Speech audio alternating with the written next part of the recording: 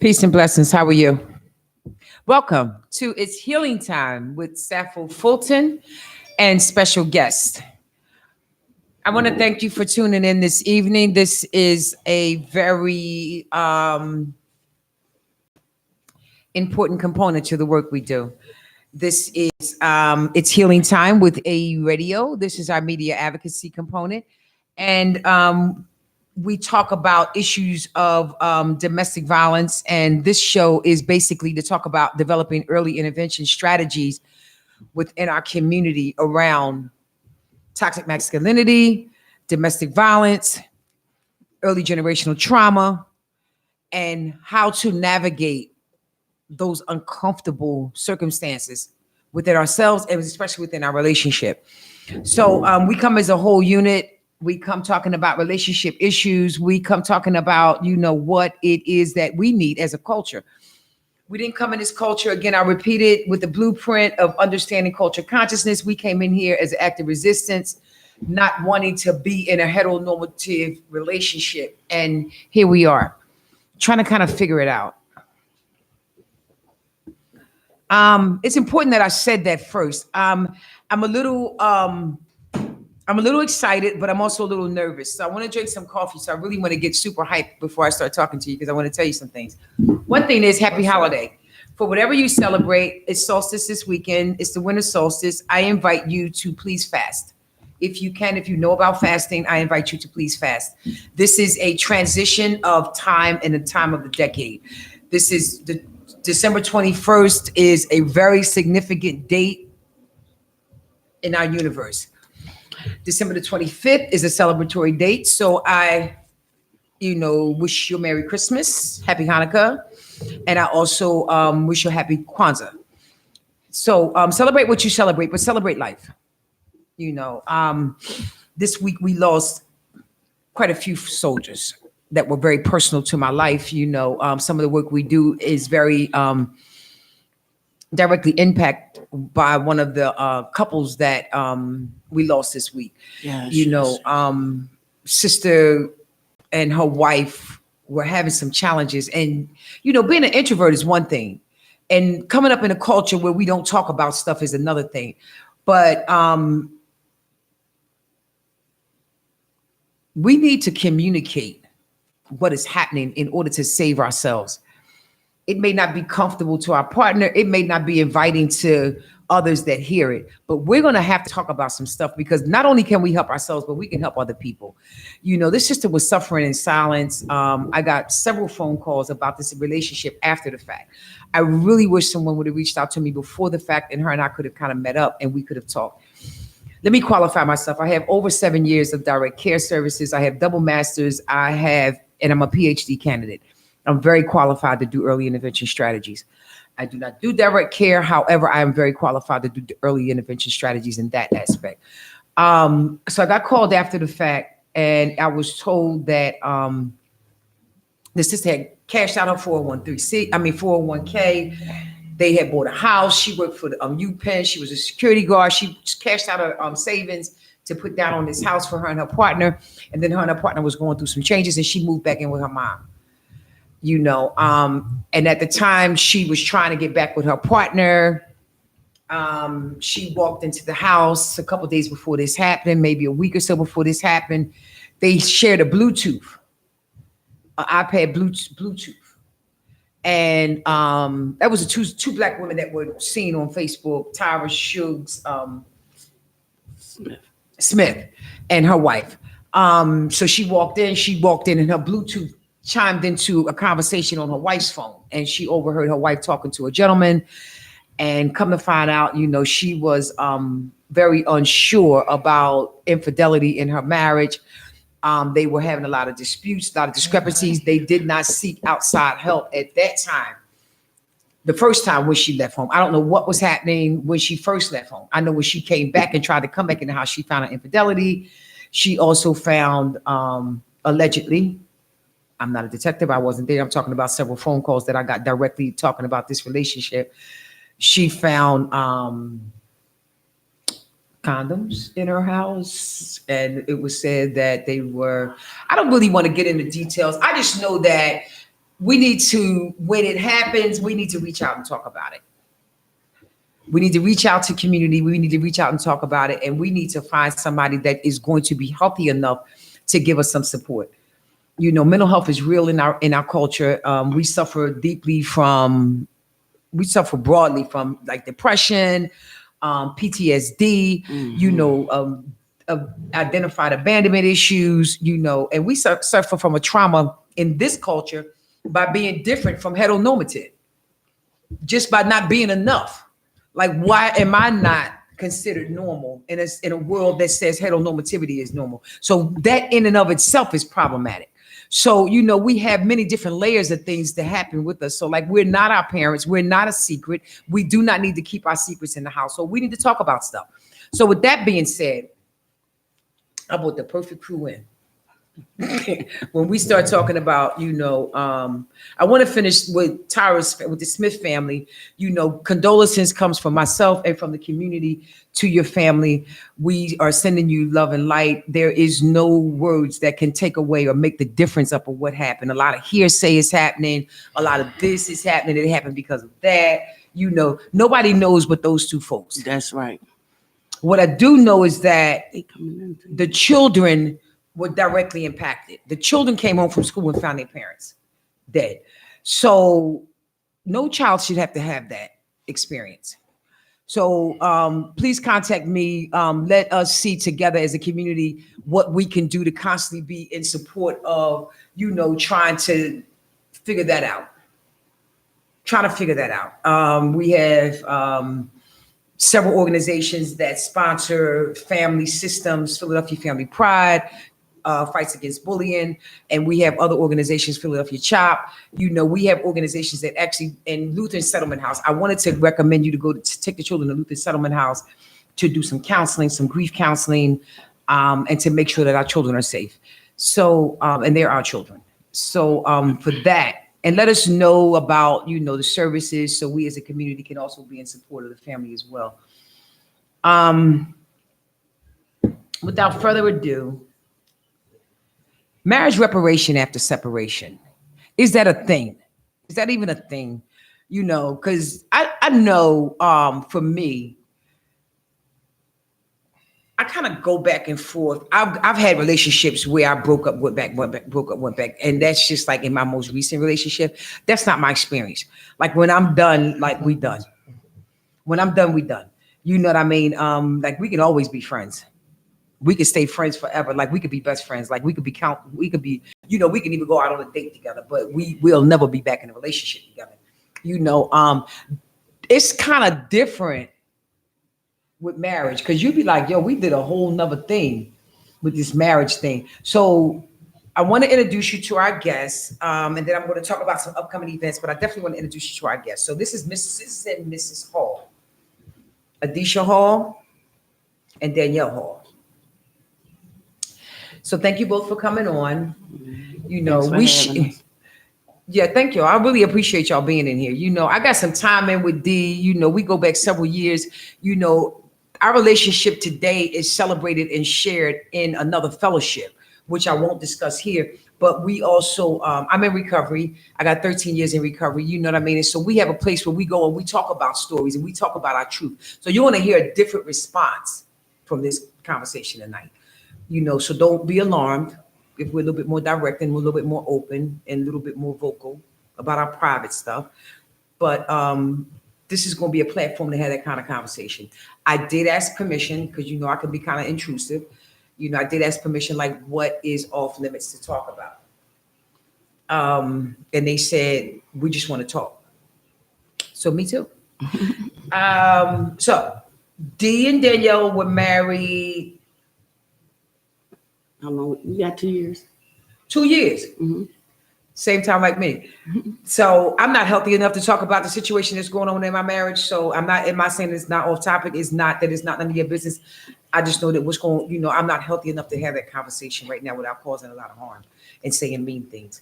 So I would rather not. But if you need to ask me personally about what's going on, probably don't do it just yet. Just give me a chance to give you that conversation. But on the next part of this story. But they've been married the same time we were married, 2 years. 2 years. Lived together, moved into your house. Mm-hmm. Let me know if I'm stepping on any toes or anything like that. I know Danielle, she open book. She don't even care. She be like, listen, I'm gonna tell it out. Can you see her face? She's like, I'm waiting. I wait. She like that. Don't like to know. Listen, say one thing. Just say one thing. But 2 years, moved into your house, cohabitated together. You know, you have a son. Mm-hmm. You have children, but your children weren't there. It was your son there. My daughter came. Your daughter did come. You know, marriage. I mean, let me correct. We've been married for 2 years, but we've been together for 3 years, a little over 3 years. So you got married after a year being together. Correct. Cool. Mm-hmm. So, and then you separated. How long you been separated? We've been separated. We separated a little after a year into our marriage. Okay, that's a lesbian thing. I don't know if nobody know it, but that like after your first year, that's when like that's when the representative kind of show up. You know, the representatives kind of sit down and the real me kind of show up like after about a year in the same sex relationship. It takes about the first year. Right. That's real. Culturally, that's real. I'm gonna tell it. But so y'all separated. We separated a little over a year into our relationship. Yeah. What's the next question? So after y'all had the separation, y'all you moved out, got your own crib. Mm. Did you go into another relationship? Friendship. You had a friendship. What about you? Friendships. Fuckships. No, friendships. I didn't go there with anybody. No, honestly. Okay. Tell the truth. I did not go there with anybody. I dated. Did you want to? A part of me. I mean, when I was hearing the rumors, because that's all it was rumors. I was hearing the stuff that my wife was supposed to have been out there doing. And it, you know, to be honest, it just made me want to do it. But I didn't. Because I love my wife. That's fair. Thank you for saying that. Mm-hmm. I'm not going to ask Danielle. No, I want you to. It's not fair. She just asked me and I answered it. She asked me first and you answered second. Did she want to? That's the question you asked me. I did. She already knew that. But it don't make, listen, because what's getting ready to happen is she trying to make what I did worse than what she did. Whether I went to an extent or you went to an extent, we both were dealing with separate people still being married. So it don't make what I did worse than you, and it don't make what you did worse than me. And sometimes, you know, one thing, and I like that you said that, because the one thing that's real is that in our humanness, we need to kind of take the pain away. And all we've ever known in our humanness is to find a Band-Aid or something to take it and not feel the pain of missing that person that we're in love with. So that's a real thing. Sometimes we handle it by going outside our relationship, by being in the marriage, and sometimes we handle it by having sex with somebody else. Sometimes we handle it by just talking to somebody else, dating somebody else. Sometimes we handle it right on social media. Mm-hmm. And we can have different relationships. We can have real relationships with people on social media, and we ain't got to never see them. But like we be in real intimate connections, because like we did not feel that. You know, there's a psychodrama, or there's a psychology that believes that there's a level of therapy that believes that, oh, you need to sit still and feel, heal, and deal. Like, no, fuck that. I don't want to feel that shit. I don't want to feel that pain. I don't want to feel that absence. And I don't want to pick that phone up and act like that shit ain't just happened. Oh, I was hurt. I went through. So like the reality of it is, like, you know, that's a real thing. So does it make it worse or less? Like, no, what makes it real is that y'all decided to get back together. That's the hit. Like, y'all took a risk to say, listen, fuck saving my face and my ass at the same time. Like, I love you and I'm in love with you and I want to still be with you. And like, y'all haven't moved back in together yet, but y'all made that decision in spite of all that shit. Because that's the hardest piece. To say, listen, I think I want to see you again. Like, everybody know our shit now. We done aired all our dirty laundry outside. Like, everybody know our shit, right? You know all my business, right? Listen. But now I decided I still want to be with you. But you talked about the mental health, and I want to touch on the mental health a little bit in that area. What happens is when you have two people, whether it's a mate, two mates, two friends, two lovers, whatever it may be, and there is unaddressed, because it's always easy to fix it real fast. But when there is unaddressed mental health and people really can't see it or in denial that it needs to be treated, most of the time it keeps happening. Behaviors keep happening. When change is not being made, things keep happening. So we get into these relationships, and because I'm a number one candidate for getting in, getting out, getting in, getting out. That's what I've always done, because I like to get in and get out. I like to go back to the familiar. But both people have to be willing to take it to another extent, because when mental and verbal abuse starts taking place, it becomes a problem. It really becomes a problem. So like in our culture, like when I say our culture, I'm talking about LGBTQ plus culture. Mm. In our culture, when we talk about verbal abuse, I want y'all to hear me now. Follow me with this one, because when we talk about verbal abuse, I want to get excited now. But like when we talk about verbal abuse and control, because I've heard that before in my life, that verbal abuse and emotional abuse is worse than physical abuse. That what's the difference with heterosexual relationships? Because in heterosexual relationships, because it always is this thing with us, you know, because in heterosexual relationships, like the male is the head of the household, and it's not do as I say and I do, you know, do as I say and I do what I want to do. It really is like I'm the head of the household. You need to respect that. And I feel like, because when we talk about toxic masculinity in our relationships, it looks like to us, same-sex couples, emotional abuse. It feels like emotional and verbal abuse if I'm telling you that I need you to do X, Y, and Z, or dress a certain way, or respect me a certain way. That's not the emotional abuse I'm talking about. Tell me what it is. That's not the emotional abuse I'm talking about, because ain't nobody going to tell me what just like that. First of all, I got to be willing. And when I make a commitment in a marriage, if I want to do something different, then I need to be willing. And I was willing and did those things. I asked permission to wear certain things before I wore it, because just out of respect for my wife. What I'm talking about verbal abuse is when you calling me out my name all the time. I'm bitches, get the fuck out my house, fuck you, all that kind of, that's verbal and mental abuse. And what happens is it stirs something up in the person who's already suffered from that, regardless of where it came from. It could have came from past relationships. It could have came from family. Anywhere it came from, it stirs it up. And it don't have nothing to do with me, because I have things that I ask that I want my wife to do as well. You know what I'm saying? That's not verbal or mental abuse, but you just can't. And when it comes to women, and these, it ain't no difference whether it's a man or a woman. If I was with a man, he not gonna talk to me like that. Just like being with a woman, you not gonna talk to me like that. So thanks for the clarity. I wanted to say, like, and I appreciate you saying that, because let me clear this up, so I don't want to attack any men either. But there's a certain understanding of respect in heterosexual relationships. There's a hierarchy of command in a male and female marriage and the household.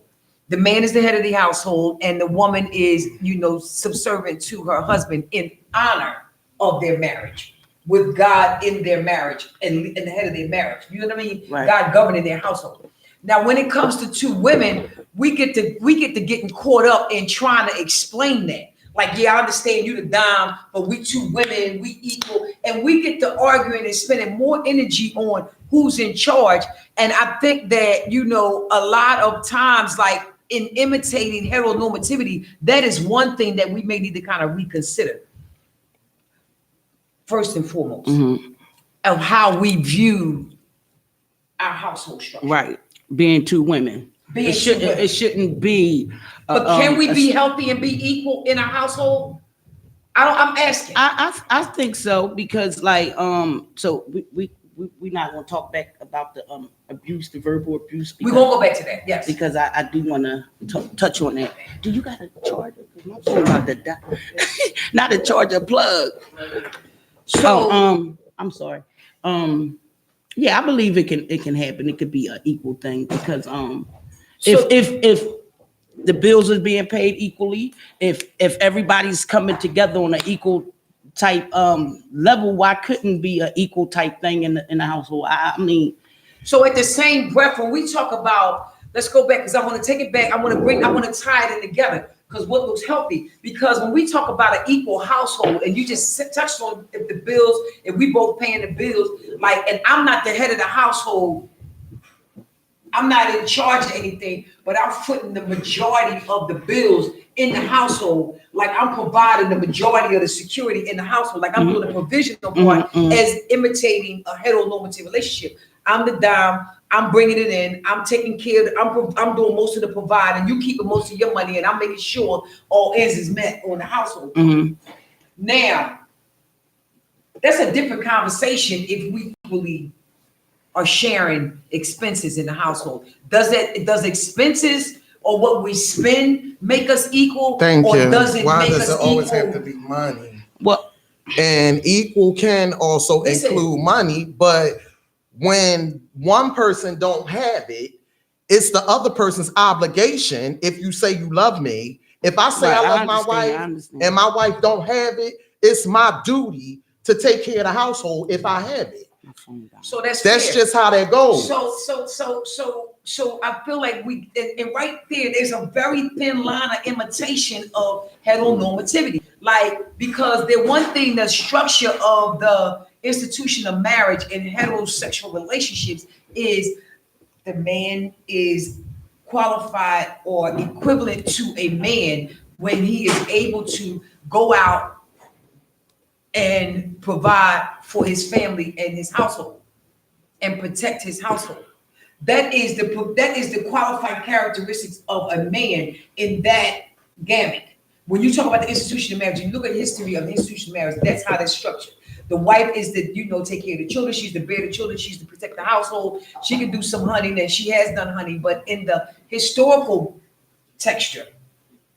And if we look at where we learn normalcy in our culture, we imitate that and try to live up to that. Sometimes we even look for as dominant partners, and you can join in from the background if you want to, because you can holler, we can hear you. But sometimes we automatically are intimidated by those that are either equal to or better. And we kind of always, almost not intentionally, but it seems that it is an attraction to somebody that's kind of like don't have what we have and control kind of us, so we can have that control. Like, you don't have a house, so like I'm gonna control. I don't know if it's like, I ain't going out to say, like, if I'm going out to date or I'm going out to look for a partner, I'm gonna be like, oh, I'm looking for somebody ain't got no money, ain't got no house. No, but it seems like the one that I'll stay in. I seem to attract that. Like, I want to say it, and I don't want to be offensive, but you guys need me. You put me in a position of control because you need me. Yeah. So I get the heads up in that area. Yeah. Like, you're gonna bring your part in, because we're gonna fall in love, and that's gonna happen down the line. But initially, my control posture comes in, like, you gotta need me. Right. You need me to open the door, you need me to pay the bill, you need me to pick up the check. Like, and it all falls back to that control thing, because for a long time, that's all the kind of women I seen to date. Attract the women that's needy. And it also falls back to heteronormativity, because we look for in order to fulfill that posture of masculinity in our relationship, we assume the posture by assuming the position, like what the role required. Like, if you strong as I am, I don't know all the time if it almost feels awkward for controlling women when a woman pick up the check when we out. It'd be like, oh, I know, that's weird, right? It's almost like you're supposed to, but it almost feels awkward. Yeah. Like, in my mind, I think that once I pick it up, in my mind, I promise you, I'm gonna have a whole conversation. Like, why does this bitch ain't put the tip down or something? Like, God damn. She could. It would have been nice if you not saying, bitch. I want to be careful with my language, but metaphorically, that's the conversation I'm having in my mind. Like, you could have picked the tip up, you could have offered to go half on it, but like, if you automatically pick it up, I'd be like, damn, that's awkward. I almost feel offended if when the server comes to the table and they automatically hand me the check. I'll be like, yo, give it to her. Why you ain't give it to her? Like, no, for real. Like, why you ain't give it to her? Let's go Dutch, right? Let's go Dutch. Yeah. Or you those pay are that. Different kind of calibers of conversations that you can have. And I'm telling you, like, I like to make you think that because I'm, soon to be a doctor, that my mindset don't think like that. But no, like that's real. Like no, we can go out and go Dutch. But let's get back to the verbal abuse. Okay. Because you can't call me as my partner, my wife, a batch of bitches. Right. You can't talk at me all kind of crazy and holler and scream at me and think you're not gonna trigger my PTSD. Because as soon as you start screaming and howling, like my mindset goes to like she attacking me. So only thing I, in my humanness, know how to do is to get you where it hurt at the most. But do that make it right? I don't know whether it's right or wrong. I'm telling you where my defense mechanisms come in. Either I'm gonna ignore you, I'm gonna block you, or I'm gonna tell you get the fuck out. Well, I'm gonna try to get you where it hurt at. I don't really want you to leave. Manipulation, but I'm gonna say, control. But I don't know how to get back to you. Like, and I don't. But why is it always a get back? But why do you always gotta talk to me crazy though?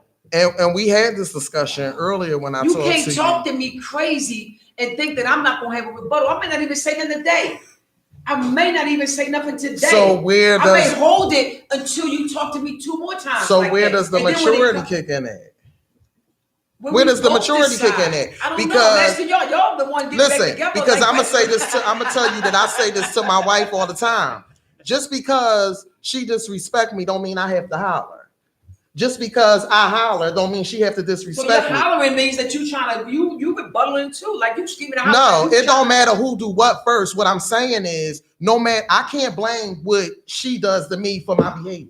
She can't blame what I do to her for her behavior. But I do. I gotta take responsibility for my behaviors. So when she say you hollering, babe, I say okay. When I ask her why she hollering, because. But you don't want me hollering at That's you. The thing. I'm real good. Do as I say, not as I do. So let me ask you a question. You like it when she tell you do what I say? And not she ain't have to tell me that. Shit. She ain't never gonna tell me that. I didn't expect her to say that. Yo. So, why you gonna chop my friend like that? I ain't chopping it because my wife ain't gonna say nothing to me like that. But no, you saying that, I'm saying. I'm talking about the behaviors. She can do it, but I can't. It's just like when it comes to the insecurities. If I say something, for example, last week we both had an insecurity. I felt something about a girl. She felt something about somebody else. She said to me, yeah, what you probably got somebody in there. That's why you don't want me to come down there and all that. And I okay, babe, I'm not arguing about this. But when I said, yeah, you probably got somebody at your job. See, this fuck I'm talking about with your fucking insecurities. Don't call me no fucking more. I'm blocking you. All that shit. Do as I say, not as I do. I can do it, but you fucking can't. So what I told her is I'm going to treat you the fuck accordingly. When you block me, best believe when you call my phone, you're going to be fucking blocked. You're not going to keep talking to me like that. You don't hang up on your wife and tell her I'm blocking you. Don't call my fucking phone no more with your insecure ass. And you just as insecure as me. I'm not as insecure. Oh, get the fuck out of here. I'm really not. Oh, get the fuck I just out. got that weight messing with her. Oh, man. I just got that weight. I'm trying to figure out how to come back. Like, this crazy. Because, like, the reality of it is. You can't come back. But no, but the reality of it is, like, the truth of the matter is, like, y'all very honest, y'all very open. And from the outside looking in, we'd be like, it would be like from a different lens. It'd be like, yo, that's toxic as fuck. Like, why would you want to be together if you talk to each other like that? Mm-hmm. Like, that's my personal. But it was. She just did recently, but I gave her a rude motherfucking awakening. So I don't know what that means. What it means is Yeah, she making it like she beating me up. no, I don't beat my wife. What it means is you either going you ain't beating me. You either gonna respect me or we ain't going. It ain't going to work. It's just not. So is it fair to say so marriage reparation after separation, is that a thing? Yes, like do you really feel that getting back together would be any different? Like, because it sounds like if change takes place. But the key word is if, because I definitely have to work more on me. That's why we still in separate houses. My wife, she comes over every weekend. It's a ritual. We spend the weekends together. I look forward to it. How's the intimacy? Well, It's getting better. It was a little uncomfortable at first. Getting back used to each other. Okay. But I think it was probably because who touched you and who touched you, like that kind of shit. But after a while, like, fuck it, I don't give a fuck, you my wife. So it was like on and popping when we got back together, but it's getting better. I'm learning to mind my fucking business. I let her do what she need to do for her life, and I do what I need to do for mine. Harold cracking up. And that's it, and that's all. Because it works better like that. So Sometimes you got to mind your business. You got to come back and try something different. This is not just playing house. This is a marriage. And it's either we going to try to save it, and that don't mean that it might not work. But when you get married, you got to at least try. But both parties have to be willing to change what's disturbing the relationship. It can't be I'm a change and you just gonna sit back and chill and watch me fucking change. It can't be sad for everything your fucking wife for, and if that bitch keep talking to me like that, I'm fucking off. No, it can't happen like that. but the insecurity is real. Like when we talk about insecurities, we talking about, the fact that now let's touch on this. If you open, don't throw the mic or the phone. Just be Or open. you. Or me, don't throw me. But the insecurities are real. Like, let's go back to the reality of it. Like, My phone dead. let's go back to the reality that Oh yeah. Thank you. I think they on there. Can you tell how many people on here? All right.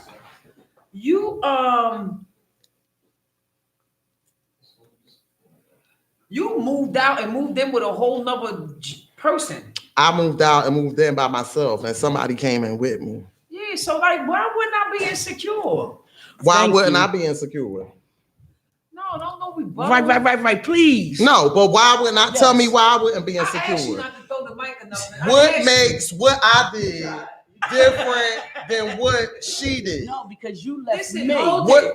Why did I leave you?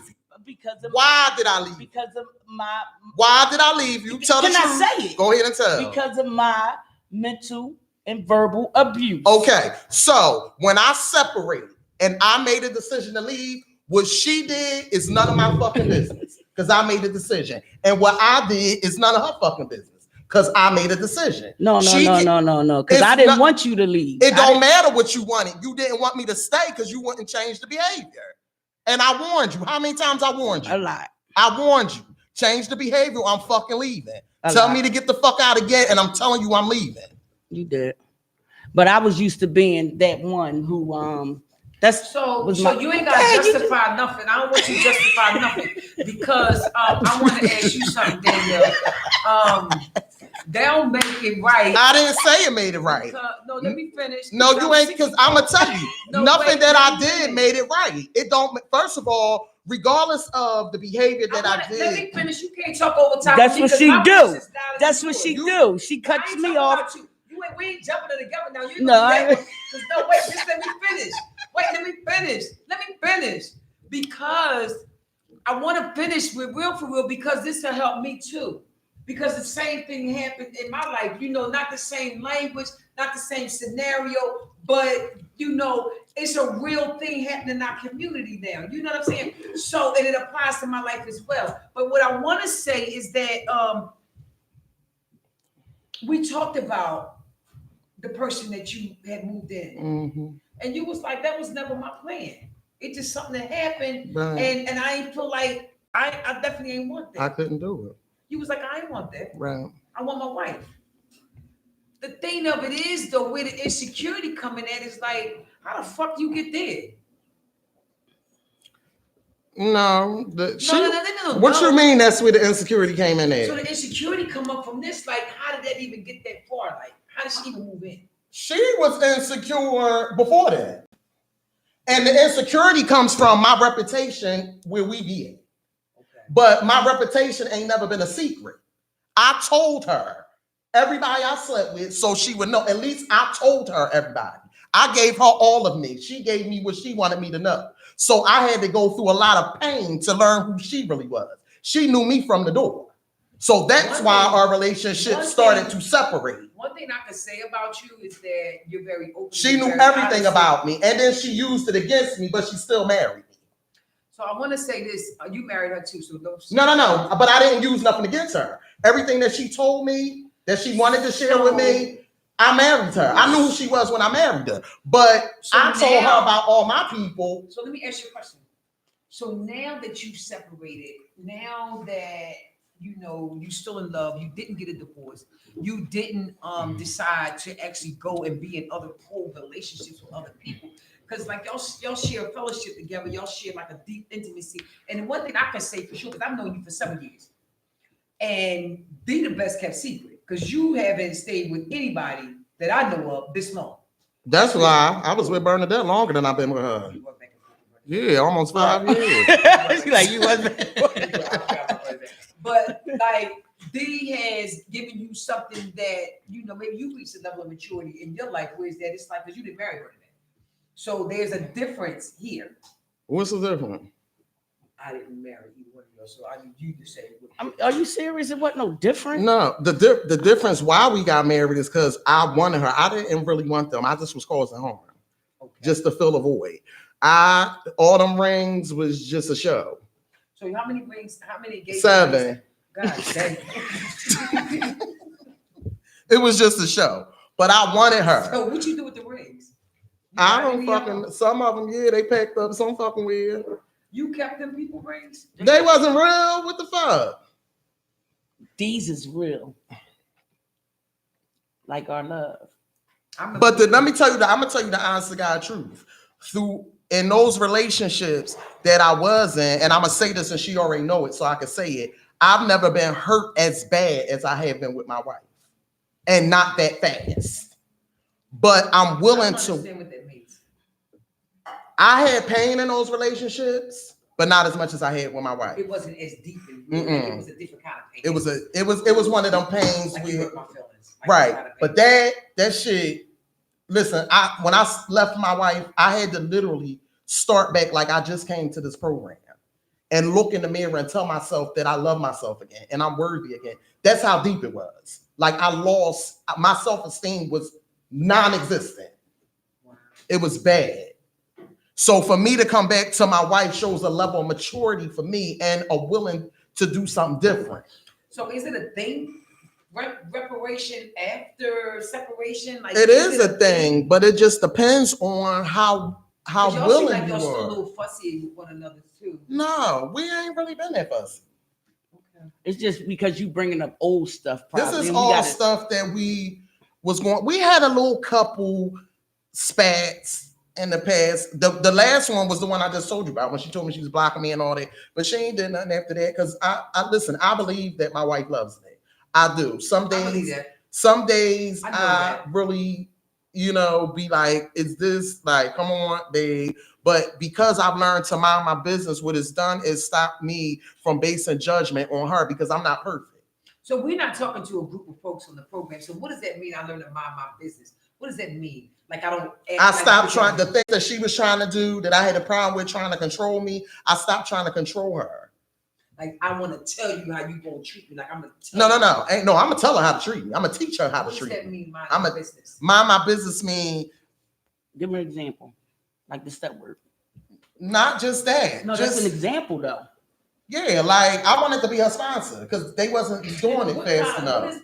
What does that mean? I want to be her sponsor. Because they wasn't talking to a group of recovery folks. Like, what does that mean? That means that I wanted to help her grow up. Because they wasn't doing it fast enough. So in sponsorship, what does that mean? I want to be your life coach. I want to teach you how to mature. I want to help you reparent your little girl. Like I want to teach you how to deal with issues of trauma that you never done. dealt Listen, me and you being where we've been for the time that we've been, no trauma. So when we see it and we know it's unaddressed, we want so bad for people to get help. My wife has unaddressed issues that she's scared to go in with. And that's why she does a lot of things. She hurts me. She won't do it to nobody but me. And you're not going to treat your friends and your coworkers better than you treat me. Just because I'm the one that you come home to. because she has to deal with them. She know that I'm not going to walk where she thought, because I gave her so many times to do it. So she thought that I wasn't never going to do nothing about it because I kept allowing it. So when I did it, it became a problem. Like, what? This bitch really left me? Yeah. Because you're not going to treat them better than you treat me. I'm your fucking wife. I don't care what we go through. We should be able to talk just like the fuck you talk to them. Point blank, period. So my wife has some issues and has brought some issues to me. And I told her, listen, if I need to do that for you to make you feel secure and get what you need, that's what the fuck I'm here for. To satisfy all your needs. But if you ain't willing to do the same for me, it's not gonna fucking work. So what would your needs look like? Because you talked about having mental health issues. I go to fuck the therapy. I'm not in denial. I take fucking medication every goddamn day. I got an appointment in the morning. I don't fucking play with it. I was not ready for that kind of answer, but okay. Shit. Do you recommend that same-sex couples should go to therapy? Yes, I don't know about everybody. I know about me and this one. Some people in denial. Some people don't really think they have issues. And I think what it is because of my wife, what you just talked about, her masculinity. She don't like to feel vulnerable. And I want her to get so fucking vulnerable in front of me so that I can embrace all that pain. But she won't let me get that close to her. It's going to happen sooner or fucking later because she ain't going to have no choice. Because the more I talk about it and the more she see me do it, eventually she going to want the same freedom that I'm getting. And I'm only getting it because I'm treating it. You understand what I'm saying? You treat it with mental health, or you treat it with the outside program? I'm treating it with both, and okay. Jesus Christ and all them too. Wait a minute, hold on. Yeah, I need it all. Shit. But that's real. I'm not laughing at you. I'm just tickled about how how animated you are when you say it. But the reality of it is that how does a person know when they have complex trauma? Because they act like the insecurities have come up more often than not, then that's an obvious sign that there's complex trauma that hasn't been addressed. I don't know. Why does that come out? Why is that your first response? Fuck out of here, I'm gonna block you. Don't call me no more. Well, that's how is that a temper tantrum? Yeah, that's how I was used to dealing with stuff. When you used to being one way so long, that that's just always the easiest way for me, just to cop out right then and there, like fuck it, I ain't gotta deal with this, and my mental health come out, but I don't know how to deal with it. Like she knows how to deal with hers, and she take the medication. I don't want to take medication. I don't want to go do all that, but that's the shit I probably definitely need to do, because you think you need to? I definitely do. I mean, I did at one time, tried it. But it seemed to me like all he did was sit back and listen to my problems, and they have no answers and no cures for me. And to me, I'm like, what am I coming here for? I'm coming for an answer. That's what I thought. I was coming here so he can help solve my problems. And it wasn't. What can you do different now? Do you stop? What do you do different? What was your feeling when she said to you, all right, if you block me when you call me, you won't be getting through my phone either? Well, I didn't actually, I felt it right as soon as I blocked her though. Like I felt it before she even said anything. I knew I had to unblock her like right away, because I knew that I was attention seeking. All I wanted was her to probably do or feel or whatever it was. I forgot what it was that we were going through. I just wanted her to feel it right then. And then that'd be it. I just want to hit you back. I want to give me my toys back. I don't want you to play with me no more. You're not my friend no more. Like that kind of thing. I mean, call it what call it spade a spade, probably. Like for a long time, I'm the only child. My mom raised like 13 children, and I was the youngest of the household, and I was the baby in the household. And whenever my friends would come by and they wouldn't play like I wanted them to play, I would tell them, give me my fucking toys and get out my house. Well, I wasn't like that. But you like that now. Yeah. I wasn't like that. She like that as a grown person. That's what it is. I mean, I got acceptance today too.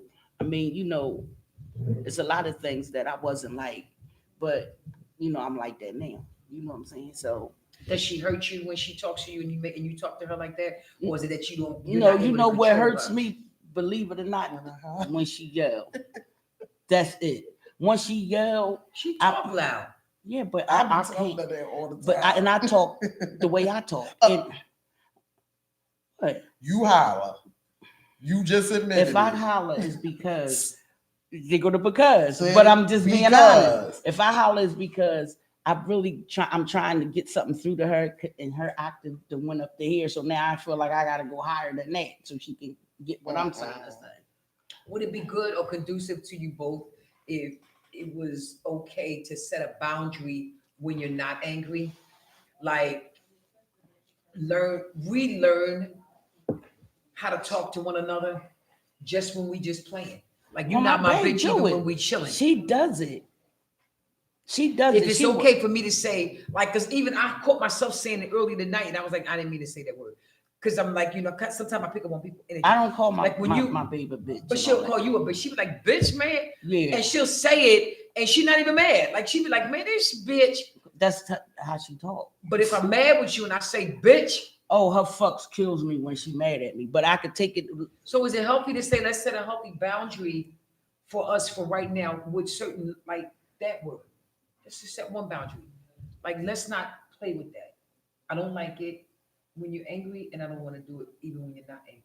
Let's not talk to each other like that. I mean, I'm with it.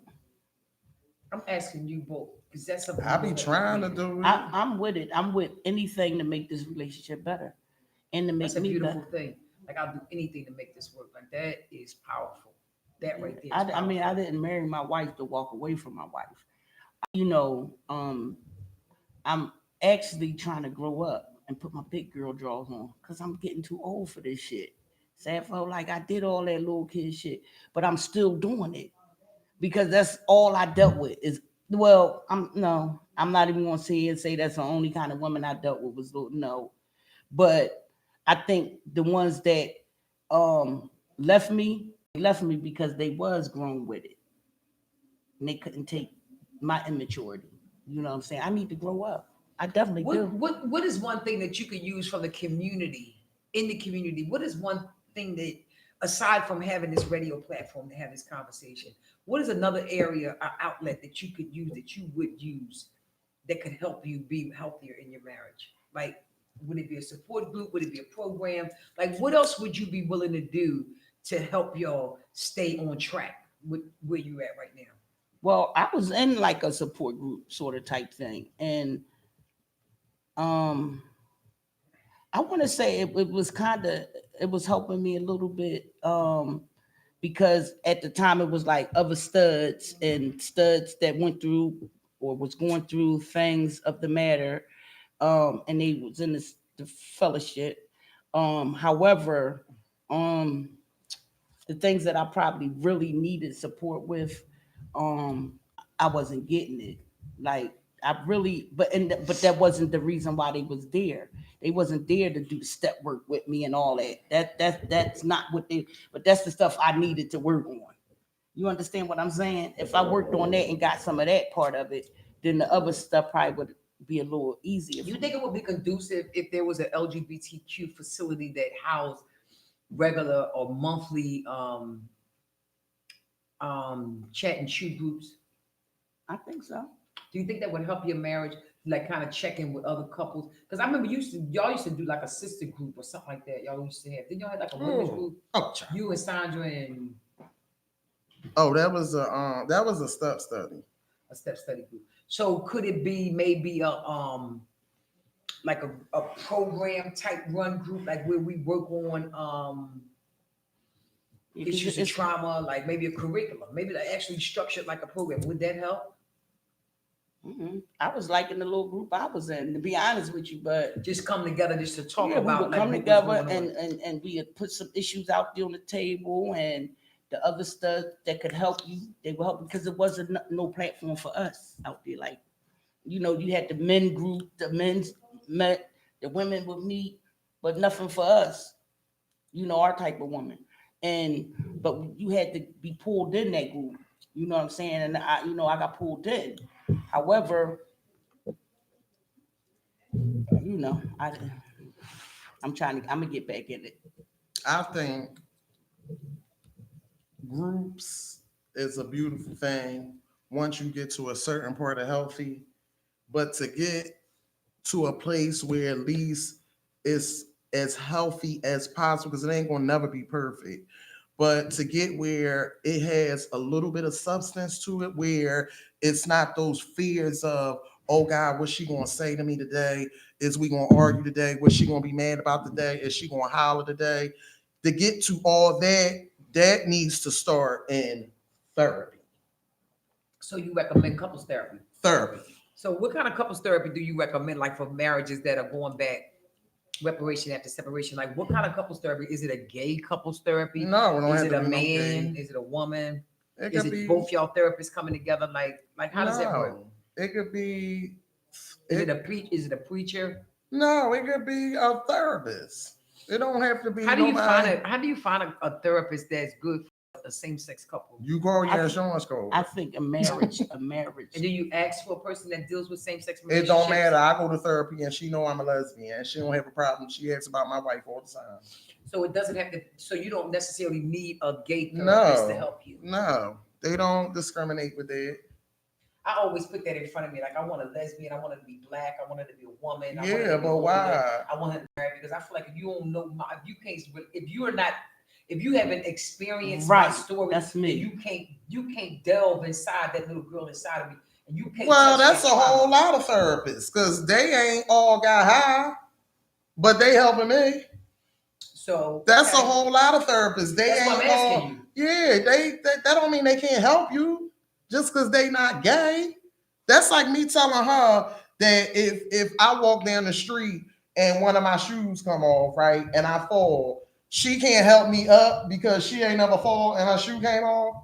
That don't even make now what I can say in the other fellowship that we tend to, you can't do a whole lot of helping me if you ain't. So me and my therapist don't even touch on that issue. We don't even touch on it. I explain to her things that I've been through, but she gives me no rebuttal because she don't have the experience. But I'm not going to sit here and say that people outside of being a lesbian can't help me because they're not gay. That's not true. It's a lot of people that help. Do you got a sponsor? Mm-hmm. They gay? No. Oh, are they helping you? Yes, but listen. Okay. No, but wait. My sponsor ain't gay, and she has done a wonderful job. But I had to get an outside life coach that was a lesbian because my sponsor has many gay sponsees. I'm in recovery. I've been in recovery over 13 years, but my sponsor sometimes and listen, my sponsor is my friend and has been my sponsor for over 10 years. But listen, my sponsor also says sometimes she slips up and I mean this with the uttermost love and respect. She'll slip up and say, "Well, we all women," and I don't want her to talk to me like that. We are all women, but I don't want you to talk to me like that because sometimes my issues may come from an androgynous lens, and I really need you to kind of. Well, you don't want nobody to do nothing. You don't want nobody to talk to you like that. You don't want nobody to holler. You don't want nobody that ain't paying no bill. What the hell? It's a matter of respect. You need some therapy. No, it's a matter of respect. It's a matter of respect though, because like even when we talked about it last week, it's like, sometimes like I really just don't be feeling like. Well, what you want her to say? We all women and you a man? What you want her to say? I don't want you to think that I think the same way. I have different ideologies. Like my mindset is different. My outset is different. Like, and it's now I can understand that part. But she was like, I don't want you to talk to me like that. Like no, not in an offense, because she never meant an offense. If I had said to her on site, that's a problem with me, she'd have said, Sample, I didn't mean no harm. My mindset is very different. And like some days in my androgynous space, like in my mind, I'm not trans, but I don't relate to that. Right. You can't compare me with everybody else, with another woman. Yeah. Mm-hmm. My mindset is very different. I'm a lesbian woman. I'm not a trans man, but we are the thing. I just had a conversation with my trans brothers, but the line is so thin and very similar. Mm-hmm. Listen, that we almost crossed the line on that. Because what I mean by cross the line, and we had the same kind of mindset. There are days, listen, when you just can't put me in that same box. Right, and I understand that on some of her, but my wife ain't like that. Yeah, I'm cut from a different She's culture. A whole, you know what? But I'm more aggressive than her. But let me just say, hold hold up, like not in the bedroom. I'm talking because about. you got me. I ain't talking about that kind of you like, aggressive. hold Shut up up. now, like, listen. I'm talking about. No, this is what she's talking about. I'm about to tell y'all. I'm glad we listen. No. Listen. No, listen. She got a problem. She like, no, listen. babe, I she am. like spoke to the camera like, damn, you just gonna do this shit to me. No, like on but the I'm not talking about. She listen. thought I was talking about the bedroom. I'm just talking No, about I'm in general. I'm very because she always something like, damn, you real aggressive because that's just how I Listen, always been. listen, Sappho. My Androgynous wife. women like aggressive women. Androgynous women like aggressive women. We like y'all to have a backbone. You can't just. I don't want. Listen, my wife. Prime example. I wouldn't have married her if she didn't have a backbone. Bottom line, I'm attracted to that aggression, but you got to know a place and you got to know, like Kenny Rogers, baby, you got to know when to hold them and know when to fold them. Like sometimes you just got to fall back. Like sometimes you just really need to just fall back. Shut up, like Bernie Mac say, just shut the fuck up. Listen, how people, you know what I mean? Right now. That's real. Right now. You got to understand, like I'm gonna need you to have a backbone. I'm gonna need you to like be who you are, authentically. But I cannot. But on that personal time when you get that hollering and screaming and shit. My wife has a problem with the fact I don't like how this started. I want you to stop. I want you to stop. I want you to reframe that, please. I want you to talk about use your I statements. Okay. I'm a very aggressive woman. Can you apologize? Right? However, listen. Can you I apologize, babe. What? It was disrespectful. No, I wasn't talking about in that kind of way. No, I am cut from a different cloth. She's not. What I was saying is what you said about crossing the line. My wife don't think like that. I don't know if I have enough time. No. I just want to put it out there because this is something that we're going through right now. And the fact that I have a lot of feminine female friends, and my wife has a problem with the fact that I'm really close with these women. What's your name? Yo, listen, don't start. Yeah, let me ask you a question. Sappho right there. No, I'm gonna ask both of them. Mm-hmm. Your wife, everywhere she go, you listening? I'm listening. She come home with nothing but studs numbers. Never a feminine woman, all studs. And they cool, they tight, but that's the only kind of number she get. And what she say is, I can't help if I'm Joe, or what's the other thing you said? Oh, I attract women like that. I can't help if, I'm friendly. How would you feel if your wife ain't found no feminine friends? They all studs. No.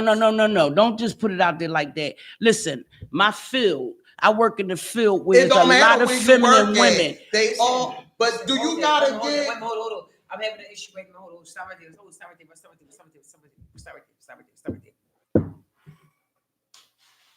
You may be cut from a different cloth and you may have different friendships and different relationships. I think that's another issue for another time. I think that it can go. That outcome of this conversation may not be. I don't know if we're healthy enough to have that kind of conversation right now. I don't want to have that conversation right now because I think that we were in a good place. No, it's not a bad place. No, listen, what I'm saying to you. I don't know about you got more stud friends or more feminine friends. If she had more feminine friends' phone number, you'd be thinking she was having sex with them. You understand what I'm saying? Like that was the question. I don't. If your wife came home, she works around a lot of butchers, right? And everywhere when she go to work, she come home with all these butchers' phone numbers, and these the only people phone numbers she get is the butchers. It's never feminine women. It's always the studs. You think she likes studs? No, it ain't. I said I didn't want to have this conversation. No. I'm asking you. Mine is the opposite. I'm asking you if it was your wife. I'm the opposite. I got a lot of feminine women. I And gotta go to the bathroom. No, because I didn't know. She's just using it. I'm using it as you. Switching it around. So your wife keep bringing all these numbers Around that corner. of the masculinity. So everybody she meet or It's all they studs. all masculine, they all studs or trans or men or something in your department. So this is all she meeting. Is that okay? And every time she go to work, just because they work with her, she got to get their phone number. Everywhere she goes, she getting all everybody's phone. She could be in the market and somebody say, "Oh yeah, girl, I know so and so," and she'll take their phone. Like, who do that? You got a wife. It's disrespectful. Just like I told her when these don't answer that. Don't get for real. Don't For get real. So when you talk about the insecurities, we ain't gonna go there because you know me. I could be doing something, but that's my wife. I'm not gonna do it. But it's a form of respect. I'm not gonna go nowhere and keep coming home with all these butchers' phone numbers. So here's the thing. I don't know that we're healthy enough to have that conversation right now. I just want to say that I think that's a choice that you guys have to make. In my experience, my pastor said, right. Your pastor, I asked your pastor nothing. Hi, pastor. But here's the thing. What's up, T? I feel that. All right. So, in my personal feeling, I don't even know how to fucking answer this shit. It should be all right. It should be all right. If she tell you that she's not doing anything, you should believe her that she's not doing anything. I swear on everything I love. I can start talking to my stud friends, and it Then shouldn't be you a problem. gonna tit for tat. But why? But why? Because the only reason why you No. The only reason why I stopped is because she had a problem with it. Because of her history, It not don't mine. matter No, what my it history do. is. Come on, No, like, it do. All right, Michelle, it do matter. Her history worse than mine. No, Oh, not that's a whole- no. 1,000 more people than I did. No, hold up. You on national TV. I don't think we're healthy enough Yeah. to have this conversation. What's the I didn't difference? sleep no 1,000 a Oh, month. nigga, please. All right. So listen, A few hundred, but not Yeah. no 1,000. Listen, but listen. I don't think we're healthy enough. I don't think so either. And Sappho, this is your show, so if any microphones are stolen, you are responsible. Oh, I don't understand. So listen, No, these here's really the my thing. friends, man. Here's the thing. Like this is a real thing. Cell phones are the devil in relationships. We had this conversation like almost 2 years ago. Like, what's the cell phone boundary in the marriage? I feel that this is my boundary. You can talk to who you want to talk to. Let me have access to your phone and talk to him in front of Yeah, you. she can. I don't have She her told phone. me I ain't gonna talk to him in front of you. That's what she told me. No, I told her that because of how she feel about it. But I am going to still continue to be friends with my friends. They are my She friends. said I ain't gonna stop talking to my friends because you uncomfortable. These And was listen, women. and that's These a was real- women. Listen, hold. They was- Stop. Let me say this. These was the women that was there for her when I Let me say left. something to you. Damn. And some of them she just met when I came back. So let me say something to you, right? I think that marriage reparation after separation. I think that we all have support groups and support friends that we talk to. Pastor. What's the pastor Pastor say? is messy, and I think Pastor, that's my pastor. Yes. And Jermaine Yes, and yes. Tanya. No. Yeah, all of them. No. No, y'all. don't say that because the reality. Don't of come on my live. Don't worry about my live. And this module on pop. Let me My say And phone they was like dead. Danielle, that's right. Whatever. All Stop. of Don't encourage her. Don't do that. Listen, the reality of it is, let me say this to you, and let me be real about this. The I don't know what went on people when I that wasn't we here. had They said that's not the relation- question. Wait, let me see your phone. Jermaine said that's not the question. Let me see your phone. Let me see your phone. Let me see if I can answer. Let me see your phone so I can answer. No. Let me just see what Jermaine. Let me see Look, my jewel popping all. Y'all please Everybody stop. on there. Stop. Look, they Stop. just on there. It's 1,000 motherfuckers. But what you- So listen, the reality of it is, I think that with all fairness, because this is a hard conversation to have. I really and truly think that it is a problem. I think that you can choose who can be your friend, and you may have found some real healthy relationships That's it. while she was gone. But all them folks that you've been talking to, that you have been having sex with, but you've been having mental relationships with, that keep you feeling emotionally safe, you need to let those barriers down and you need to let them go. And I really think that if y'all want to come into this thing and really give it your all, I really think you might want to just kind of consider that, because in the interim, like they your go-to. Like, she get on your nerves. It's easier to not deal with a situation in my marriage because I always got an outlet. No, but the flip side of it is It ain't no they flip side. also no. Listen, they teaching me how to love my wife right. They wasn't Because even, no, I'm telling you, a lot of be in the house sitting right next to her. Not no more. Listen, not no more because I said something. Right. I could be sitting right. This is what I'm talking about. I could be sitting right next to her. And listen, and they know I'm there, and they won't even say, "Tell your wife I said hi." They won't even say stuff like that. It's No, a they form of talking to respect. me. They don't. So what? They don't When know my you there friends and all call- that. They do know I'll be there. When my friends call me, they say, "Where your wife at?" If you ain't with me and I ain't with you, then they say, "Tell your wife I said hi." And they don't like disregard do the it fact now. that you have a wife. Hidden agenda. But I told her that listen, I'm gonna give you a prime example. The one girl that she supposed to be real cool with, right? We was just getting tattoos, right? So her little white girlfriend Chrissy, that's our friend. I'm gonna say she our friend because I had a little conversation with her. So the one girl that she talked to a whole lot, her name Jazz, right? So we asked her, Chrissy asked her, I explained the situation to Chrissy. I said, the girl called my wife, told me she want to take her out for a thank you dinner. No, she could take both of us out. What she need to thank you for that she couldn't thank you on the fucking phone for? No, for real. And my wife don't seem to think none of this shit is Because wrong. it was all of us. Just it was because taking all of her for them, double right. dating. That's what It wasn't no damn It double was another date. girl and a boy and her and the girl. So Chrissy said, all of us co-workers, we all used to work at the same place. No. Listen, Chrissy asked her, was the girl gay? Chrissy asked her, was the girl gay? So she said no. No. So then I kept talking. She was like, oh, well, she did tell me that if she messed with a woman, it would be a film. Come on, man. These bitches got motives. No. And she's so naive to it. We just had a situation with a girl she thought was a friend and came up to her and said, that's supposed to be my friend, was calling me all summer, asking me, was I okay? And asked my wife, what, you don't want none of this pussy? Come on, she's too fucking naive to these women. So that's kind of a little disrespectful. Like that is, but so let's get is it her fault though? Like we're like, is it her It ain't about it being her fault. It's about you being.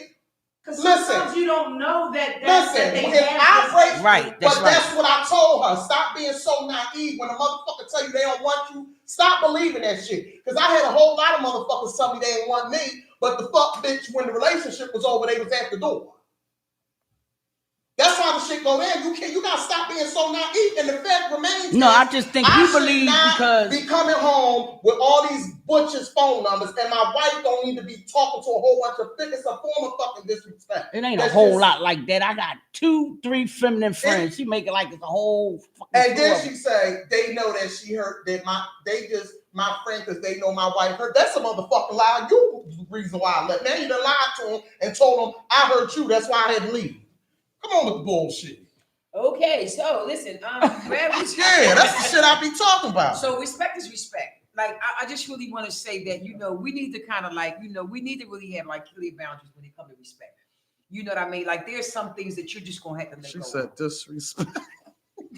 Christine said disrespect. Really?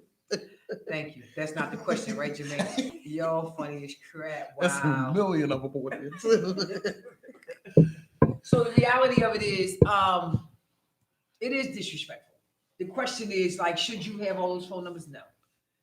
I don't know if I need access to your phone. I don't know if I need to go through your phone. I think that's a matter of boundary and respect as well. I need to not my wife. But I think that. So listen, let's just say this. Let's just say this. I got one more thing. Sit down. Philly, I got one more thing. This ain't Philly show. Listen, one more thing. I promise I'm gonna be quiet. Don't say nothing. So I got a code on my phone, right? And she got one on her phone. So she said, you hide and all that. Why you ain't got the code on the phone? I said, well, let's both take them off. She was like, well, I gotta keep mine on there because I be hitting it by accident. Come on, listen to what I'm saying. You don't want to download body. Right. But that's the same reason why I got mine on. No, it ain't. No, it ain't. See what I'm saying? She got the code, the number, the finger, the eye, the ear. She got so many codes. You's a liar. It takes 4 numbers to get on my phone. Philly, you gotta use You're the a liar. You got a certain spitball and all that. You're a liar, and you lied on camera. You did though. No, I did. Babe, at one time you had so much. It's a result for that. So She ain't gonna take the code I off her can. phone. No, just know each other code. Like it should be all right. Right. Know each other It ain't Yeah. gonna happen. It will happen. So you could agree upon that live right here on A Radio.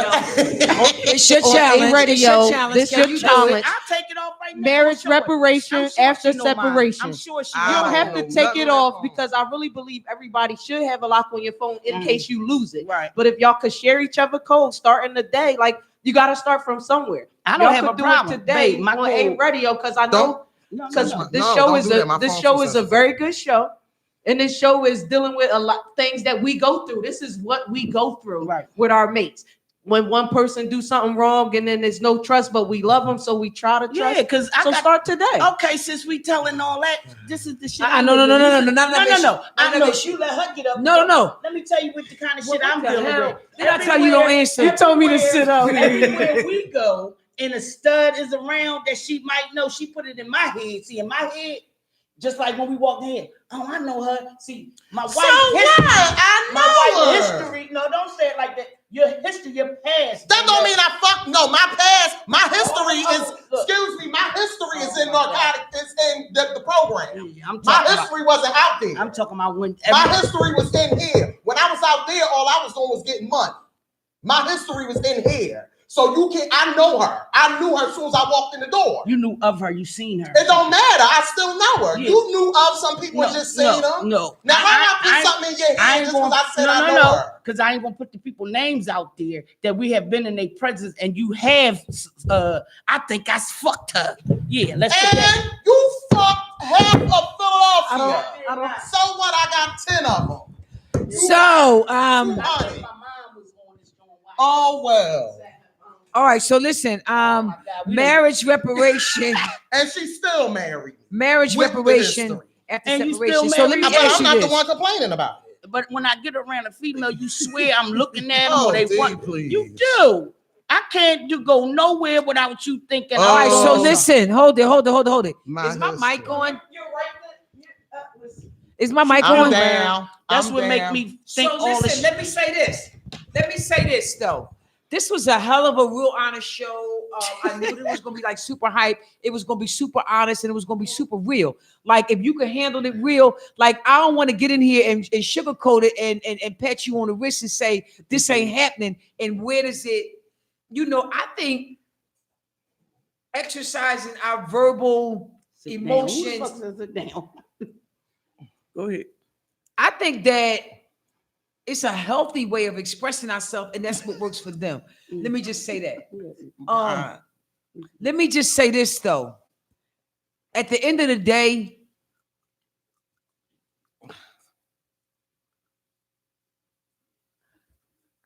the day, we don't we're not marrying virgins. We got backgrounds.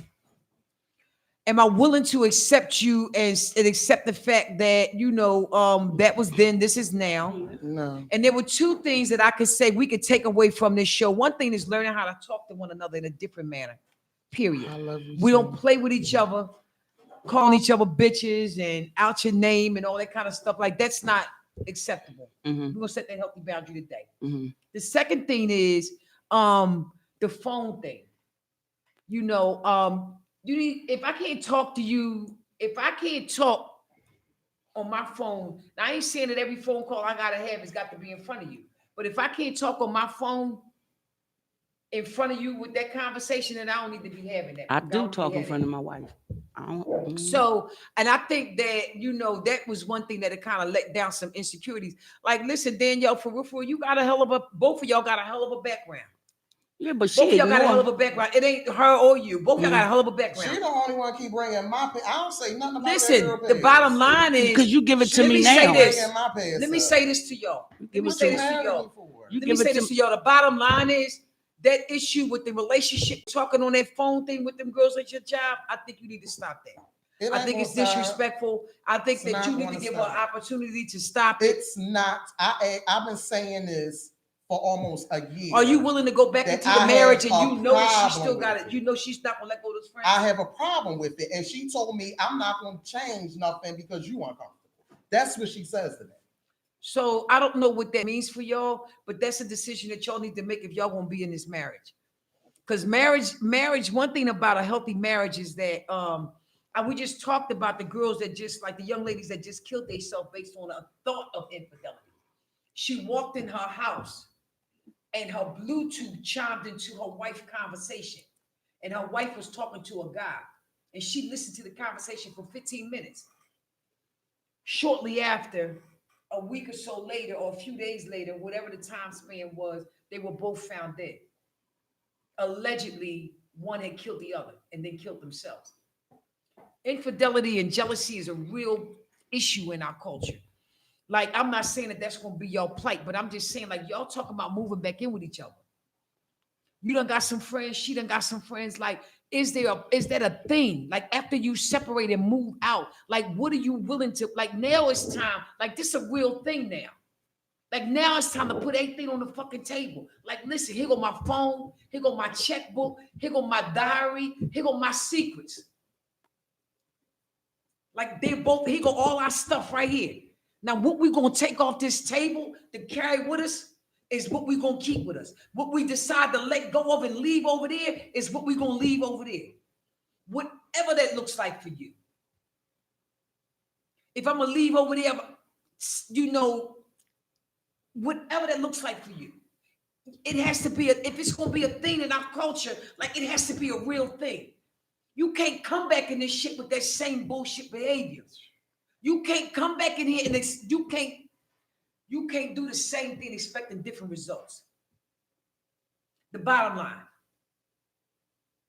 you got to let go all your security blankets. You got to let go all that nonsense, and you got to come 110%. Matter of fact, at this level, because it's the second time or third time around, you got to come 210%. And you got to be willing to take a whole risk. I ain't with no fucking discrepancies. No, well, I'll do this if you do that. I'll show you mine if you show me yours. Like, no, this is all of me. I'm giving you 110%, not just because we fuck real good or we say we married. That don't mean that you got to stay together just because you say you married and our sex is good. We can remain fuck buddies. And you live over there and I live over here. That's it. Do what you do and I'm going to do what I do. Because we don't get the fuck along. But we want to decide to live together. I don't want to, you know, I mean, like, listen, this is a real thing in our community. Yeah. You're right. The way y'all screaming and hollering at each other right now, y'all got to learn, first of all, how to talk to one another. I agree. All that wild jumping up and howling and screaming, like, no, calm the fuck down. Talk to me. Use your inside voice. I'm not going to cry. Like, this is a real thing. Use your inside voice. Don't holler at me. I'm not your fucking child. And you're traumatizing me. I was sitting here like this. Like, yo, listen, that shit is crazy. Because what happens is that the louder Danielle got, the louder I got. She started hollering, I want to holler back. Well, wait a minute, hold up, listen. That's what I was saying. And that's the same thing that happens when you're in the household. So most of the time I just shut down. Because sometimes I can't control. We're gonna have to learn how to do something different. Yeah, but that's if you gotta grab a doll baby or a lollipop, listen, that's why I got my lollipop, because I knew it was gonna be a hype conversation. I invited it. But do what you got to do. But we got to learn how to lift one another up. As women of color, especially, we got to learn how to love one another in a healthy way. Listen, there are women that are on this channel right here, right now, tonight, that I deal with, that I talk to, that are in my circle. There are women and there are men that they're probably like, oh my God, they're probably clutching their pearls, but like, what's real? Listen, I've been trying to love. Let me finish. On my way. Let me finish. In a healthy manner since I met her. Let me finish. The one thing that's real to me is that the one thing that helped me get better with me was practicing some real intense self-love. You said it. You did it. You said, Sappho, I started back in the mirror telling myself how I love myself. You started taking time with you, which gave you the ability to say, listen, I'm not going to do what I always did. I'm not going outside and putting a Band-Aid on this shit. I don't want it. It ain't good enough. I want my wife. You understand what I'm saying? You did that. You did love on your wife because you took a risk and went back after we all knew you left. All of us that knew you left. But you, listen, fuck what y'all say. Listen, I love my wife and I'm going back to my wife. Y'all the two couples that I can go to and I can say when I'm mad at my wife, man, fuck, I don't like her right now. And y'all will laugh at me because we can relate to that. You understand what I'm saying to you? Listen, and you love your wife. And I know you love your wife. You know what I mean? You said, I never wanted to go outside my marriage. But emotional abuse and emotional attachment is just as serious of an attachment as a physical attachment. So we got to bring everything to the table. We got to bring this whole thing to the table and say, listen, no more secrets, no more lies, no more verbal abuse. Listen, on TV or whatever, I could put this on everything I love. I have not and don't cheat on my wife. I have nothing on that. Nobody can say that. Even when we were separated, the one or two that I talked to was just a talk to. All right, well, we gotta let them go. However, We gotta let them go. I don't have them in my life. They are gone. Those. I have friends in my life, genuine friends. Are they all right? That wants to now, because they didn't know how my wife felt. Now they know. So now they want to be in my wife's circle now. Will my wife allow it? Probably not. Who wants to be in my circle? I'm talking about far as because she's my friend and she knows that you feel the way that you feel. She want to reach out to you now. That's like, do she got a lover? She got a whole husband and the whole situation. I be trying to figure out how when she always on the phone with her. We just all the time. I really know, seriously, really y'all. For me to be a stud, I really do have a girlfriend. She girlfriend. really got like a man. Sanfo, I really got a genuine I've never girlfriend. seen a person with a man I really got a girlfriend on the phone with her all the time. Her and her dude, it wasn't her husband. Her and her dude had a very fucked up situation, and her and I worked together, and I worked for her, and we were friends.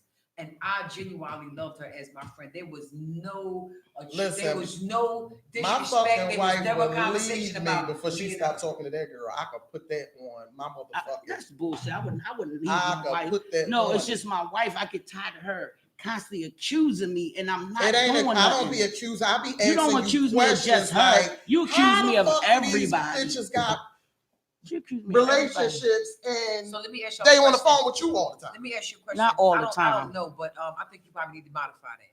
I'm not gonna tell you. We don't talk all the time anymore because my wife got a problem with it. So we don't talk all the time. So let me ask you a question. You guys need to have another conversation. We can revisit this maybe in 2020. I would like to invite you both back in maybe February, maybe March. I'll give you 90 days. Let's do a 90-day waiting. What's so funny? I'll give you 90 days. Because I want you guys to be healthy. I want you guys to like really kind of represent, there are a lot. It's easy to spend all this money and lavish it on this, marriages and having these big marriages or having the commitment of marriage. Marriage is a very sacred space. And those of us that are married are setting a distasteful taste of what marriage looks like to those that aren't married, that really just want to get married. Now they're scared to get married because it's like, I don't want to get married and it's all crazy and chaotic. I could just be your girlfriend and we ain't gotta go through all this. Shit, that's crazy. You understand? So, we want to kind of really learn what it's like to sustain a healthy relationship.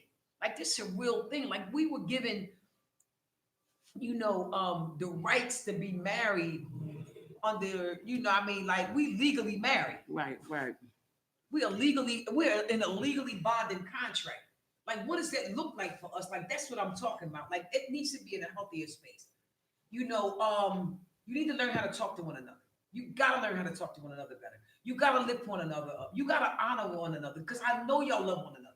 And y'all learning how to love one another. Y'all gotta have those real conversations. Listen, fuck her. Fuck the friend. I ain't saying you need to pick healthier friends. Okay. I'm just saying, but she got her male friends. She got a butch friend. I don't talk to none of them. I ain't stopping. I don't say it, fellas. Do I call you?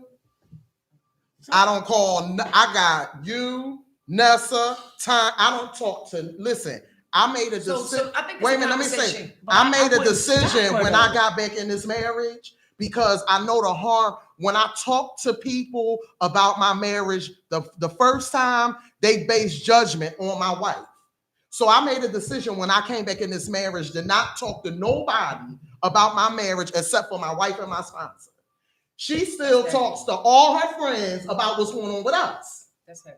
I made that decision because it based judgment. That's why she was able to make that comment. Well, the girl just knew that you hurt her friend. I didn't hurt her friend hurt me. So did you really tell her the truth? Man, you got this girl judging me over a lie because I didn't just wake up and decide to leave my wife. So listen, so here's the thing. You said something that's powerful. Who do we talk to about what's happening in our marriage? You know, like who's healthy enough to share and give us back feedback? She shouldn't be talking to none of them bitches about me. And I don't mean to be saying it like that. I'm sorry, I'm gonna take that back. But if you need to talk to somebody, you need to be talking to me or your sponsor. They don't know me. They don't know me. Let's wrap this up. Because it causes people to base judgment. That's like when I was swinging with you a little bit, and I would talk to you about whatever it was or whatever you was going through at the time, and I would comment. Okay. But that's a different kind of cycle. She know them girls don't know me. So listen, here's the thing. And they shouldn't be knowing what's going on in our marriage. Here's a real thing. Here's a real thing. I think that reparation, marriage after separation, is it a thing? I think it can be a thing, but I think that now that we have gotten to a place where we separated and now we're going to make a decision to get back together, I think some ground rules need to be set. Like, what does that look like for us? Do we have the ability to just talk to one another about our marriage? Do we need to go outside of our marriage to talk? Is it important that we have other people that we can talk to? Should we talk on group level about our marriage? Like, should it just be inclusive to me and my wife and my sponsor? Like, that may not be enough. That may not be a healthy enough circle. Like, I really may need community to say, listen, help me help myself make better decisions for myself. Right. So I can be a healthier person in my marriage. You understand what I'm saying? Like, and I may not know nothing else. Do I need to give out the intricate details? No. But some things that, some things I may need to share with other people about my marriage. Like, but one thing I want to say this though, and I got an issue with this is myself, and I don't know if anybody else can relate to it. That's right, Chris. I feel like your marriage partner, like your wife, need to be your best friend. That's what I want. You got to do things to make it happen. But I think that nobody else needs to be as close. And I think that I get that because I hear a lot of heterosexual couples say that my husband is my best friend. Like, I love my husband, and that's my best friend. Her friend's closer to her than me. So maybe that's something y'all can take a look at. How does that? Well, I want us to be like that. Listen, I calls my wife every night when she at work. I stopped now. I haven't for a couple of days because every time I call her, oh babe, I'm watching TV. Oh babe, wait a minute, I'm getting ready to doze off. Oh babe, but then she'll come home and tell me how she was on the phone all night with her friends. You see what I'm saying? Like, this is bullshit. So I don't think they were healthy enough to have a conversation. Like, what the fuck? It's not fucking funny. No, it's really not. Because that's the shit that be making me. It don't matter what y'all conversations be. When your wife having a conversation with you, you should be willing to talk to me. I do talk no, to you don't. You even do it when we in the house. Babe, but you don't be so listen, excuse me, y'all. I am I can't take no more tonight. Okay. I think that we've done a lot. I think that we covered a lot of ground. I can't take no more. I know, Chris. I can't, Chris, hush. I think that maybe I tell you what. I have a suggestion if you're open to it. To help with communication. Do you have a diary? Do you have a notebook, a composition book? Yeah, yes, I do. Oh, I called you that on. I don't care what you call me. Do you have a composition book? Yes. So here's what you're gonna do. You're gonna take the next 30 days, okay? Because you're gonna come back in 90 days. But for the next 30 days, I want to give you this one for free. I normally charge for this information, okay? I want to give you this one for free. No, for real. Another you doing we just had pastor gave us an assignment. So I want you to write to her when she tells you she don't want to talk, she want to watch television, or when you have before you go to bed at night. I want you to write a letter to her, as if you're talking to her. Things that you would like to say to her. Tell her some secrets that you never told her before. I don't got none. Make up one. Oh shit. All right. So tell her some new secrets. Tell her a new thought. Tell her a new desire. Tell her a new plan. Just tell her something. And you're going to do it every night for 30 days. You're going to write to her and you're going to read it and you're going to answer her. And that's how you're going to communicate to one another. You're going to write to her and you're going to leave it. Yeah? And then you're going to answer what she Child, wrote to if you. she could find it. She went and threw it somewhere and can't find it. I think that's not fair. I'm because I gotta keep up with her stuff. I think it's not fair. I do. I think it's not fair. So I think that that'll help communication. It's better when you live with somebody because then I can get up in the morning and I can see what you wrote and I can answer it. So you got to figure out how that's going to work for you. Like maybe every 3 days or every other day when you see each other or see each other on the weekend. Maybe I can write you a diary for the first 5 days. CFO, I'm not writing. I barely write my step work. I can express it. Let's go another way. I was willing to do it. Okay. But So can you no. So I'll tell you what. I'll give you yours. It's your assignment will be, where's your phone? It's charging. Do you have a recorder on your Yes, phone? I do. You can record every day. Yes, I can. You can record your thoughts every day for 5 days. You say you get together on the weekend, Monday through Friday. No, Tuesday through Friday, Thursday. Tuesday through Thursday. We're not together. Tuesday through Thursday. So Tuesday, Wednesday, and Thursday. So the other nights you're together. So those nights that you're together, you tell her on your phone, and then you send her the recording. Christine said it's gonna help her and her husband too. But you help each other by answering because I can tell you, I can talk to you like right now. She said you gotta try it. I think so too, Christine. I think you need to try it. You need to try I'm it. Like the voice thing though. if you want to try the voice thing, but I'm giving you 30 days to write back and forth to Why learn how you to can't just communicate each other. write? To What communicate you with each other. feeling? Babe, because as soon as I get the paper and the pencil, I start yarning, I get tired. Babe, you not tired all day. Me and you be up watching. Come on with the book. You see this shit? I don't think that we're healthy enough to have this conversation. This fuck is always a fucking excuse. I'm sick of this shit. I'm dead ass. I don't think we're healthy enough to have We this sit conversation. up and watch fucking movies all Yeah, when we but go in the house soon right now. as- Okay. Soon as the book and the pencil get in front of me, I Hey, get that's tired. bullshit. All right, so you can do the recording. All right. You can do the She recording. ain't asked you to write a whole book. You She can do said the write a recording. forward. You can do the recording. And one of the things See, that, now she gonna be mad at me all the way. listen, one of the things that I'm going to ask you to do. Stop saying you can't, D. That's what Christine said. So one of the things that I'm going to, Christine. one of the things that I'm going to ask you to do is you're not going to discuss your responses. Okay. What we gonna tell you when we come back in 90 days? Oh God, I didn't want you to, but I mean, like, I guess you like your therapist can help you. This is too much for me. Listen, your therapist get paid for this shit. Like, listen, have a mediator if it gets escalated. Get a mediator if it gets escalated. I actually, this is going into the counselor mode. But I think that and the reason why I say that don't discuss it. I think you should discuss it at With some each point. other, not nobody else. I think you can discuss it with each other. I think you should. I think you should. But I think that the first 7 days, don't discuss it. Just write. Okay. Don't discuss it. Because there's no blame. There's no arguing. Just write it. And think about it. Reflect on it. Don't be like, yo, why would you say it? Just reflect on it for the first 7 days. Just reflect on it. And so that way you can hear what I'm saying to you. I want you to hear me.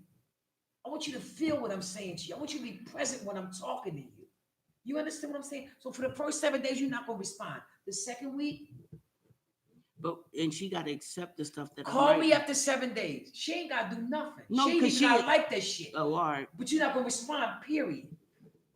Okay. Call me in 7 days, and I'm going to give you another assignment after 7 days. I'm going to teach you how to, the next 7 days, I'm going to give you another suggestion. Okay? I'll check in with you in 7 days. Do not get no argument about nothing you say, nothing you feel. It could be all positive. You can decide how you want to do it. I suggest that you just be as honest as you can. Because within 30 days, what's going to happen is that we're going to be able to just kind of put pencil and paper down and we're going to be able to tell each other this stuff. Okay. Okay? Okay.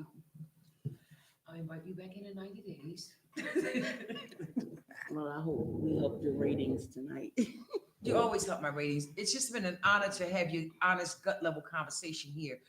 Because like you talked about the things that people won't talk about. And if I was from the outside looking into this relationship, I'd be like, yo, that's fucking shit is crazy. But one of the things about dysfunctionality, it's only dysfunctional to those that measure it. It works for you. We just want to help you work at it and make it work in a healthier level where you're not causing dissension and stress between one another. Okay. So that's my goal, to kind of help you make it an even keel. So where you can be healthy with one another, where you're not hollering and screaming, and where you can kind of communicate with one another. Yeah. I thank y'all. Thanks I for thank y'all having for me. being totally transparent. Thank you for welcoming us. This was heavy. I mean, this was really important. So, everybody that was on y'all live, subscribe to our YouTube channel, AYEE Radio, AYEE Radio on YouTube. Please subscribe so you can hear the other shows. We have other shows that go down throughout the week. You was hollering at us. Sonya said she was on her way down. She's like, I'm on my way, sister. So here's the thing. I invite you to, come through, do an interview, talk to me if you want to come in and do an interview. If you feel like you got something out of this, let me know. Let me know. One of the things that I'm in the process of doing is developing, legislation around what does early intervention strategies look like in the LGBTQ community around issues of domestic violence. To me, I would like for relationships not to be so vocal. But how do we learn that unless we let somebody hear how we talk to one another? And we got to learn from one another. Learn how to talk better to one another. Learn how to be healthy and kinder. Learn how to be kinder to yourself.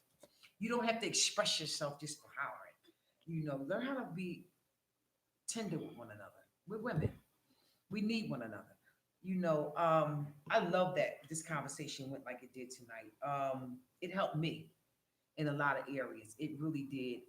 I don't talk about my marriage like I used to talk about it online, but this conversation really helped me in some areas to take a look at some things. So thank you. Again, thank you. I love this show. I love what it does.